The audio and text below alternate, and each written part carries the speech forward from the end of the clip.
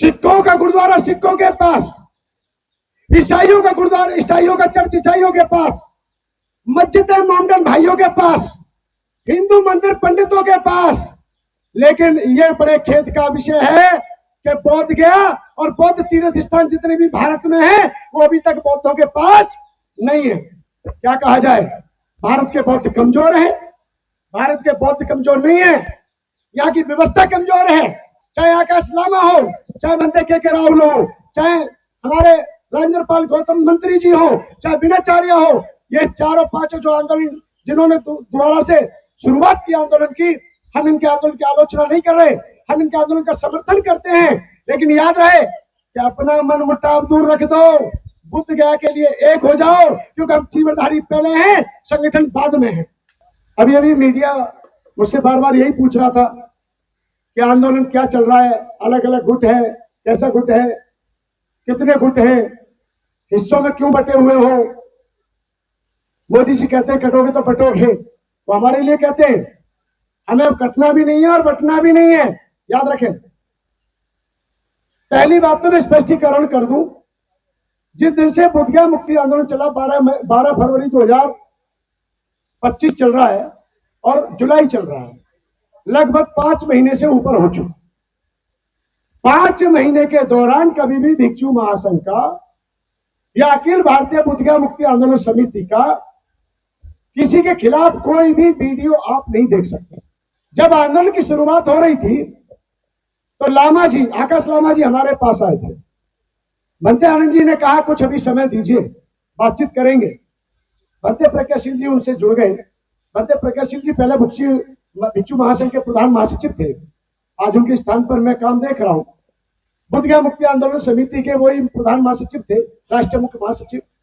अब वर्तमान में कुछ जिम्मेदारी मुझे मिली हुई है। तो आकाश लामा जी ने जब आंदोलन शुरू किया तो बोधगया में जमीन खरीदी गई, तो इसके नाते मुझे बोधगया में जाने आने का मौका बहुत बार मिला, बहुत बार मुझे बोधगया में रहने का मिला। आंदोलन शुरू हुआ तो वहां के मीडिया ने मुझसे कहा कि आप इसके पक्ष में क्या कहना चाहते हैं। इन्होंने आपका बैनर लगाया, इन्होंने लगा रखा है समर्थन में, यानी अखिल भारतीय बोधगया महाबोधि महाविहार मुक्ति आंदोलन समिति, ये आपका संगठन है, आप इसमें क्या कहेंगे। हमने कहा कोई बात नहीं, वो भी हमारे बौद्ध हैं, वो भी हमारे भाई है, वो भी हमारी आवाज उठा रहे हैं, बुद्ध गया की आवाज उठा रहे हैं, हमारा उनके लिए पूर्ण दिल से समर्थन है। लेकिन याद रहे ये आंदोलन जब तक एक दिशा में चलेगा, नियत के साथ चलेगा, एक होकर चलेगा, तब तक इनका आंदोलन मजबूत रहेगा। और जहां आंदोलन में बिखराव जब आएगा तो एक दूसरे पर जब विश्वास नहीं रहेगा तो इसी आंदोलन में टुकड़े होते चले जाएंगे, और ये स्वाभाविक है, होता ही है, होता ही है। तो पहले 1, फिर 2, फिर 3।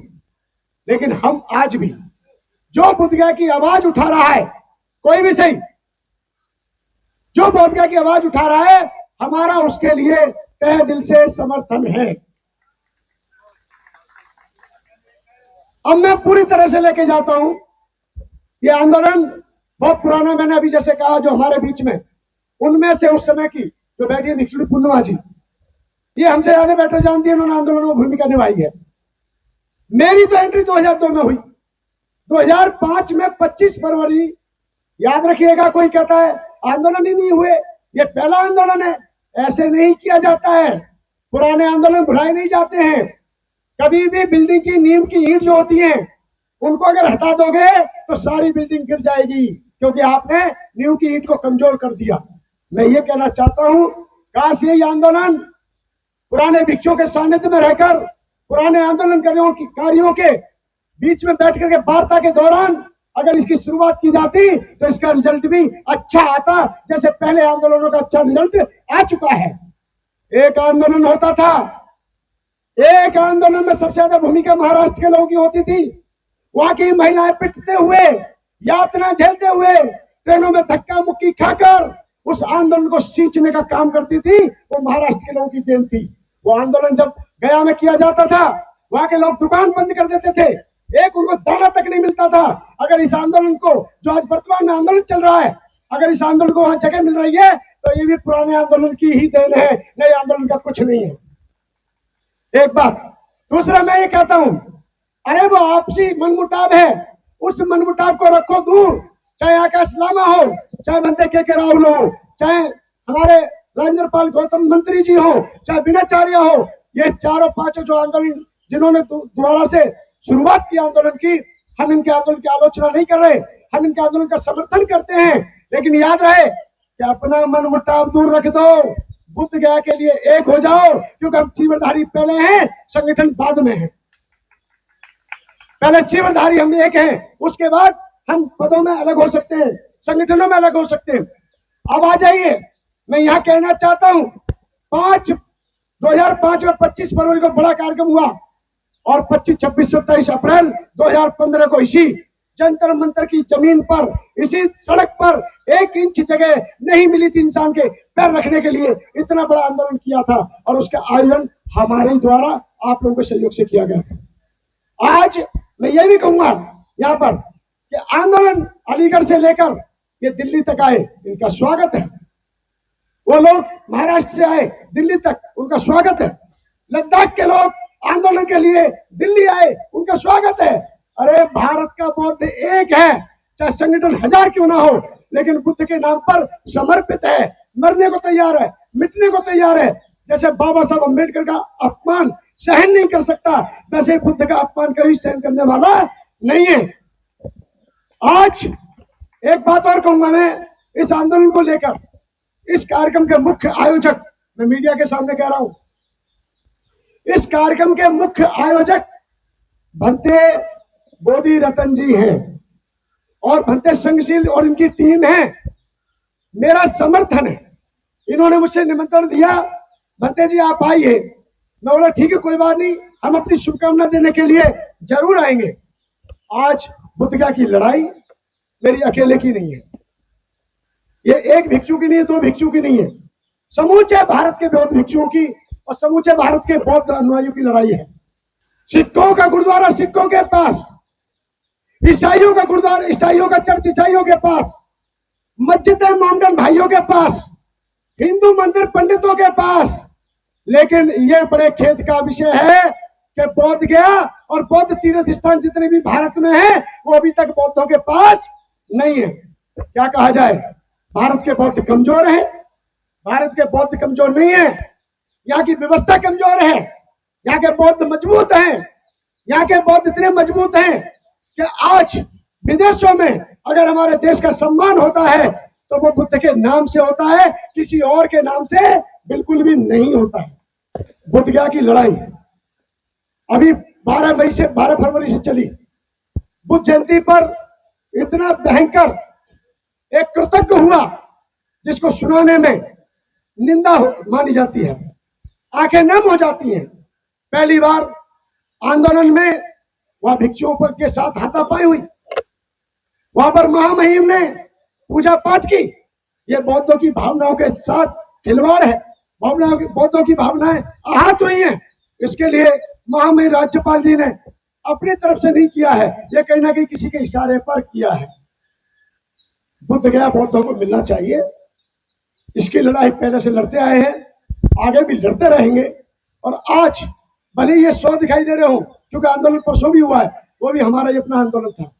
कल जब हम परमिशन लेने गए तो यहाँ पर हर अधिकारी की जुबान पर एक नाम था, कहने लगे गुरुजी कल ही तो कार्यक्रम हुआ है, यानी 25 को हुआ था ना, बोले कल ही तो कार्यक्रम हुआ है। एक ही कार्यक्रम एक ही मांग को लेकर 2 बार नहीं किया जा सकता।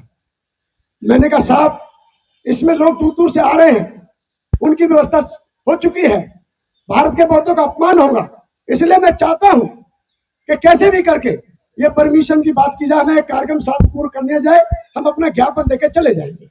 उन्होंने हमारी भावनाओं का सम्मान करते हुए दिया, धन्यवाद। मैं आपको पुनः बता दूं, आकाश लामा हो, चाहे के राहुल जी हो, चाहे सुमित रतन हो, आखिर सब बुद्ध गया की लड़ाई लड़ रहे हैं। और आज नहीं तो कल ये एक मंच पर आएंगे और हम जहां इनका मजबूत मंच होगा हम भी उनके साथ जाएंगे। ये तो जरूरी नहीं कि मतलब आप अलग आप अलग अलग, मैं कोई अलग नहीं हूं। अखिल भारतीय भिक्षु महासंघ पहले से था, 90 का मैंने नहीं बनाया, मैं उसका एक छोटा सा सिपाही हूं।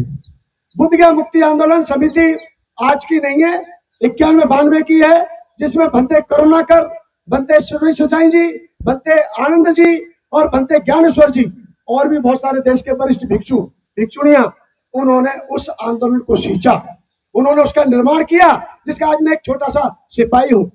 अभी मेरे ऊपर कल से परसों से एक बात हो रही है, ये कार्यक्रम भत्ते जी का, थीरो ज्योति का, उनका आह्वान, बिल्कुल सही बात है। मेरे समर्थक हैं, चीवर धारी भिक्षु हैं, उनसे मैं प्रेम नहीं करूंगा तो कौन करेगा भाई? वो दिल्ली में नहीं रहते, वो अलीगढ़ में रहते हैं। आज कार्यक्रम हमारा विफल नहीं है, कार्यक्रम सफल है। जिसको खुद से प्यार होता है वो आता है, और जो रायचंद होता है वो घर में ही बैठा रहता है, वो राय देता रहता है फोन पर। तो मैं आज यही कहना चाहूंगा कि आप लोग निराश ना हो, हतोहास ना हो। बुद्ध गया की लड़ाई हम सब मिलकर लड़ेंगे, ऐतिहासिक लड़ाई है, पुरानी लड़ाई है। हमारी जाति से, हमारी धर्म से, हमारी विशेष किसी व्यक्ति से कोई दुश्मनी नहीं है। हमारी अगर दुश्मनी भी है तो वो सरकार से है, क्योंकि सरकार हमारे साथ सौतेला व्यवहार कर रही है। जब हम ये कहते हैं हम सबको फंडामेंटल राइट्स पूरी तरह से मांगने का अधिकार है, हम सबको अपना मौलिक अधिकार मांगने का अधिकार है, तो बौद्धों के साथ भी, बौद्धों के पास भी अपना बौद्ध गया होना चाहिए। इसके लिए पूरा भारत का बौद्ध एक होगा, एक होगा, एक होगा। मेरे एक आह्वान पर 2015 में 26 जनवरी बुद्ध नगरी की धरती पर स्पीच के दौरान मैंने उनसे ये कहा कि एक व्यक्ति अगर 10 लोगों को लेके आएगा तो रामलीला मैदान छोटा पड़ जाएगा। उन्होंने उस बात को तवज्जो देते हुए 25, 26, 27 अप्रैल का कार्यक्रम जो हुआ, आप लोग बिलीव नहीं करेंगे, 3.5 किलोमीटर 4 किलोमीटर रैली थी, 3.5, 4 किलोमीटर रैली थी, और कार्यक्रम भव्य हुआ। और मैं आज फिर इस मंच से घोषणा कर रहा हूं कि आज नहीं तो कल पुराना जो आंदोलन है भिक्षु महासंघ का और बुद्ध गया मुक्ति आंदोलन समिति जो पहले से काम कर रही है वो एक्टिव होगी। हम सब मिलके, चाहे लामा जी हो, चाहे कोई भी हो, एक दूसरे के ऊपर कटाक्ष करना बंद करो, एक दूसरे के काम पर ध्यान दो, एक दूसरे का साथ दो, एक दूसरे के साथ कदम से कदम मिला के चलो। और हम फिर आपको घोषणा कर रहे हैं, आने वाले समय में 2015 वाला कार्यक्रम फिर से दोहराया जाएगा, फिर से कार्यक्रम होगा।